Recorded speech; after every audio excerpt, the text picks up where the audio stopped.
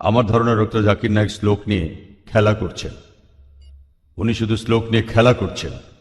ইসলাম এই পৃথিবীর মানুষকে ভাগ করেছে দুই ভাগে, একটা হলো মুমিন আর একটা হলো কাফের। অবশ্যই আমরা ইসলাম ধর্মের এই কথাগুলো বিশ্বাস করি না, মানতেও পারি না। তাই ইসলাম ধর্ম যেভাবে আমাদের উপর সর্বজনীন ভ্রাতৃত্বকে চাপিয়ে দিচ্ছে, সেটা আসলে কখনোই সম্ভব না।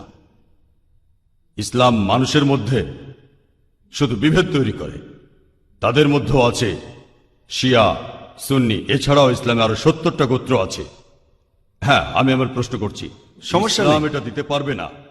পৃথিবীতে একমাত্র হিন্দু ধর্মই আমাদের সর্বজনীন ভ্রাতৃত্ব উপহার দিতে পারবে। এক্কাম সত্তা বিপ্র বহুদা ভদান্তি, একটু আগে আপনি বললেন। ইসলাম এটা কোনোভাবেই মানে না।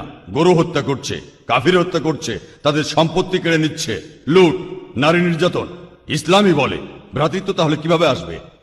আপনার মুখে ভ্রাতৃত্বের কথা আসলে শুধু শ্লোক নিয়ে খেলা করা। আপনি আসলে হিন্দু ধর্ম বলতে গিয়ে ইসলাম ধর্ম বলে ফেলেছেন। ভাই, আপনি বেশ কিছু মন্তব্য করেছেন। আর ইসলাম বলে ইন্নাল্লাহ মা'আস সাবিরিন, নিশ্চয়ই আল্লাহ তাদের সঙ্গে আছেন যারা ধৈর্যশীল। ভ্রাতৃত্ব বজায় রাখতে গেলে আপনাকে ধৈর্যশীল হতে হবে। ধৈর্যশীল যদি আমরা না হই, তাহলে ভাইয়ের সাথে ভাইয়ের যুদ্ধ লেগে যাবে।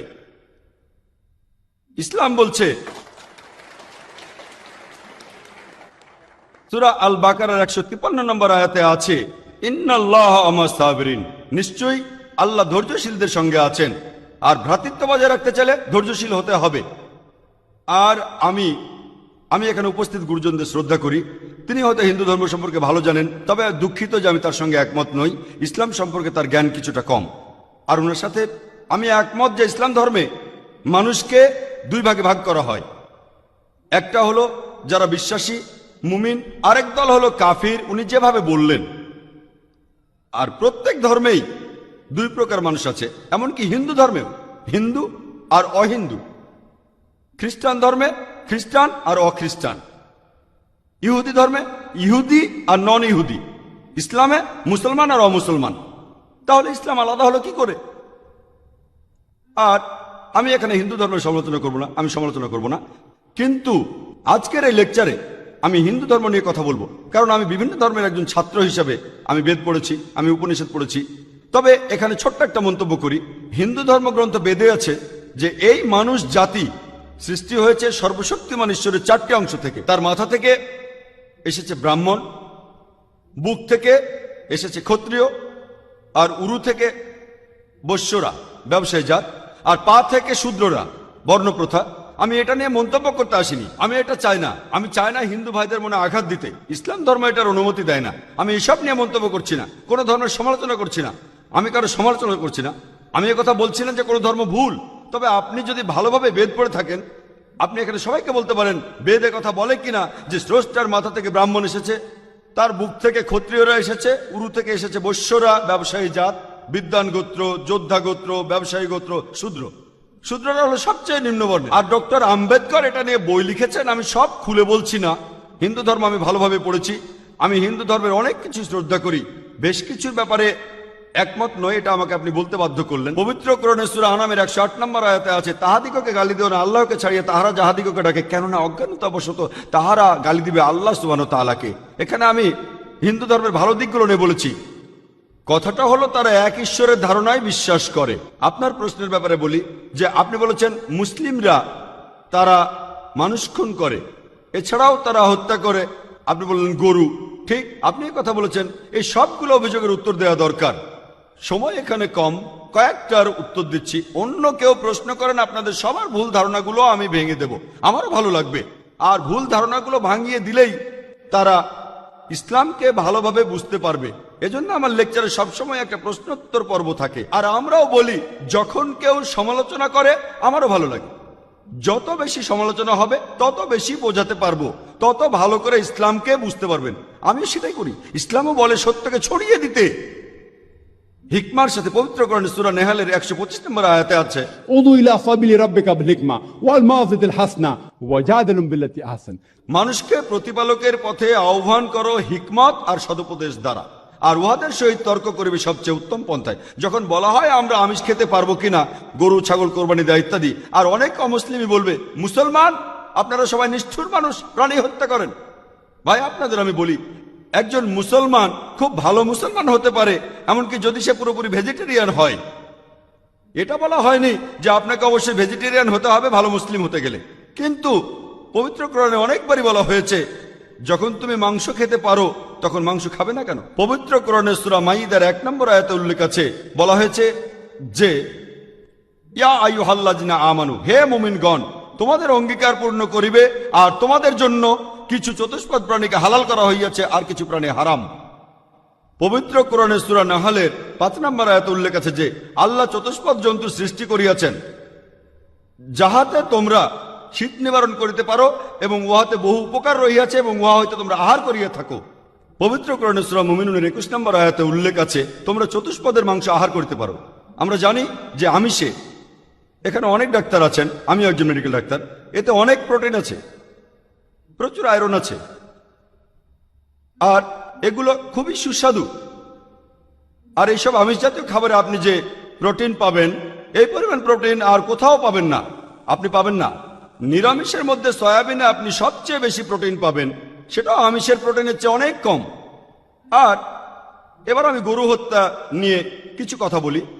যদি হিন্দু ধর্মগ্রন্থগুলো পড়েন, আমি এখানে কোন ধর্মের সমালোচনা করছি না, ভাই একটা প্রশ্ন করেছেন তাই আমাকে সত্য কথাটা বলতে হবে।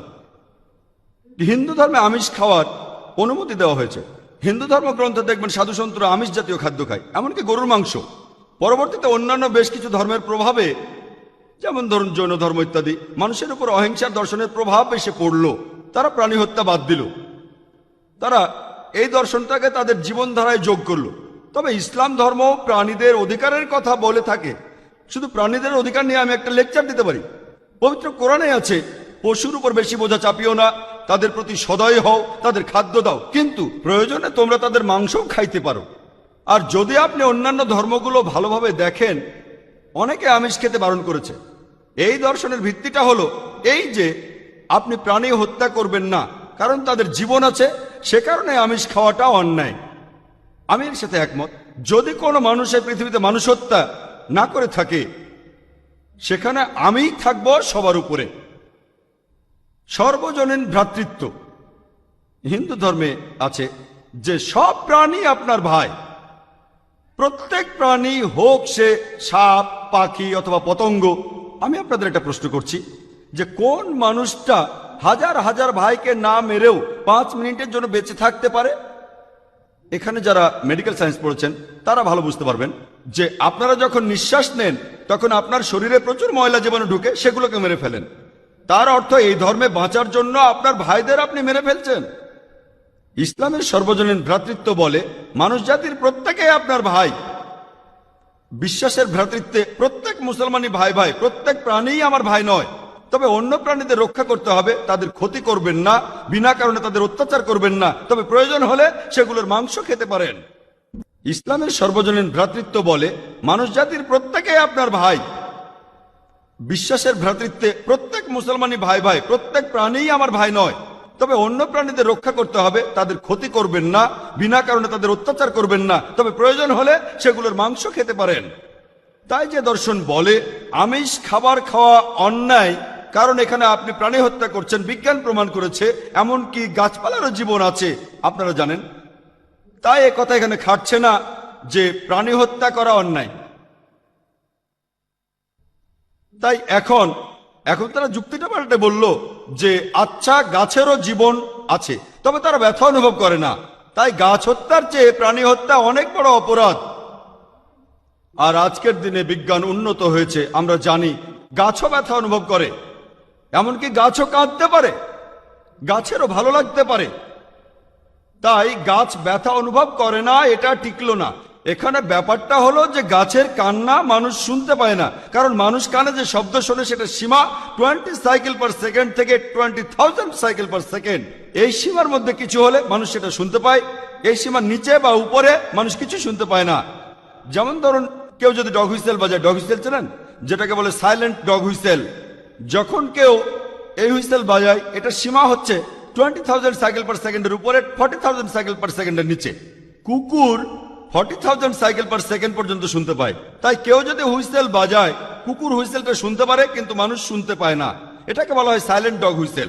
একইভাবে গাছপালার যে কান্নাকাটি আমরা মানুষরা কিছুই শুনতে পাই না, তবে গাছও কাঁদে, তারাও ব্যথা অনুভব করে। আমাদের একজন ভাই বললেন, যিনি বিষয়টা নিয়ে বেশ তর্ক করছিলেন, আর আমাকে বললেন, ভাই জাকির, আপনার কথা আমি মেনে নিলাম যে গাছপালারও জীবন আছে, তারাও ব্যথা অনুভব করে, তবে আপনি কি জানেন যে গাছের দুটো ইন্দ্রিয় কম আছে, তাদের 3টা ইন্দ্রিয় আছে, পশু পাখির ইন্দ্রিয় আছে 5টি। তাই গাছপালা হত্যার চেয়ে পশু হত্যা করা অনেক বড় অন্যায়। আমি তাকে বললাম যে ভাই, ধরুন আপনার একজন ছোট ভাই আছে, সে ছোটবেলা থেকে বোবা আর কালা, দুটো ইন্দ্রিয় কম। সে বড় হওয়ার পরে কেউ একজন তাকে খুন করে ফেললো, আপনি কি বিচারককে বলবেন, ও মাই লর্ড, এই খুনিকে কম শাস্তি দিন কারণ আমার ভাইয়ের দুটো ইন্দ্রিয় কম ছিল? এই কথাই বলবেন? আপনি বলবেন, ও মাই লর্ড, তাকে দ্বিগুণ শাস্তি দিন কারণ সে একজন নিষ্পাপ মানুষকে হত্যা করেছে। তাই ইসলামে এটা কোনো যুক্তি নয় যে 2 বা 3টা ইন্দ্রিয়। পবিত্র কোরআনে সূরা বাকারার 168 নম্বর আয়াতে আছে, যে বৈধ খাদ্যবস্তু আছে তাহা তোমরা আহার করো। তার অর্থ যেগুলো বৈধ আর হালাল খাবার সেগুলো খেতে পারো। আর এ কারণে আপনারা দেখতে পাবেন যে গবাদি পশু, আল্লাহ সুবহানাহু ওয়া তাআলার ইচ্ছায় গবাদি পশু বংশ বিস্তার করে বেশ তাড়াতাড়ি, মানুষ এবং অন্যান্য পশুর তুলনায় বেশ তাড়াতাড়ি দ্রুত বংশ বিস্তার করে। যদি আপনার কথা মেনে নেই যে মানুষ কোনো গবাদি পশু খাবে না, তাহলে পৃথিবীতে গবাদি পশুর পরিমাণ অনেক বেড়ে যাবে, অনেক বাড়বে। আর বললেন গরু হত্যা করা, এ নিয়ে বই লিখেছেন মৌলানা আব্দুল করিম পারেক। গো হত্যা, গরু কোরবানি কে জন্য দায়ী? যদি ভালোভাবে দেখেন, যারা চামড়া নিয়ে ব্যবসা করে, গরুর চামড়া, মুসলিম অমুসলিম উভয়ই আছে, চামড়া, গরুর চামড়া, তারা এটা করে। তাই এটা থেকে যারা উপকার পাচ্ছে এই গোহত্যা থেকে, তাদের মধ্যে মুসলিমদের চেয়ে অমুসলিমরাই বেশি। তাই যদি ইতিহাস ভালোভাবে জানেন আর যুক্তিও ভালোভাবে বোঝেন, আমরা জানি আল্লাহ বলেছেন যে বৈধ খাদ্যবস্তু আছে তাহা তোমরা আহার করো, যদি এটা খান এতে কোনো সমস্যা নেই। এছাড়াও যদি ভালোভাবে দেখেন, তৃণভোজী প্রাণীর দাঁতগুলো যদি দেখেন, গরু, ছাগল, ভেড়া, তারা শুধু শাকসবজি খায়, তাদের দাঁতগুলো সব সমান। যদি আপনারা মাংসাশী প্রাণীর দাঁতগুলো ভালোভাবে খেয়াল করেন, সিংহ, বাঘ, চিতাবাঘ, তাদের দাঁতগুলো খুব সুচালো, তারা শুধু মাছ মাংস খায়। যদি আপনি মানুষের দাঁত দেখেন, আয়নায় আপনার নিজের দাঁত দেখতে পারেন, আমাদের সুচালো দাঁত আছে, সমান দাঁতও আছে। যদি সর্বশক্তিমান ঈশ্বর আমাদের শুধু নিরামিষই খেতে বলতেন, তাহলে আমাদের সুচালো দাঁত দিলেন কেন? কেন? আমিষ খাওয়ার জন্য? যদি আপনারা তৃণভোজী প্রাণীদের পরিপাকতন্ত্র ভালোভাবে খেয়াল করেন, গরু, ছাগল, ভেড়া, তাদের পরিপাকতন্ত্র শুধু নিরামিষই হজম করতে পারে। মাংসাশী প্রাণীগুলোর পরিপাকতন্ত্র, বাঘ, সিংহ, চিতাবাঘ, তারা শুধুমাত্র আমিষ হজম করতে পারে। আর আমাদের মানুষের পরিপাকতন্ত্র আমিষ নিরামিষ দুটোই হজম করতে পারে। যদি সর্বশক্তিমান ঈশ্বর আমাদের শুধু নিরামিষই খেতে বলতেন, তাহলে কেন এমন পরিপাকতন্ত্র দিলেন যেটা আমিষ নিরামিষ দুটোই হজম করতে পারে? তাই বিজ্ঞান নিয়ে যদি পরীক্ষা করেন, সৃষ্টিকর্তা আমাদের আমিষ নিরামিষ দুটোই খাওয়ার অনুমতি দিয়েছেন। আশা করি উত্তরটা পেয়েছেন। যদি আপনার অন্য কোনো প্রশ্ন, কোনো ভুল ধারণা থাকে, আমি আনন্দের সাথে তার উত্তর দেব। একবারে একটা ধারণা বলবেন যাতে আমি তা দূর করার সময় পাই। আপনাকে ধন্যবাদ।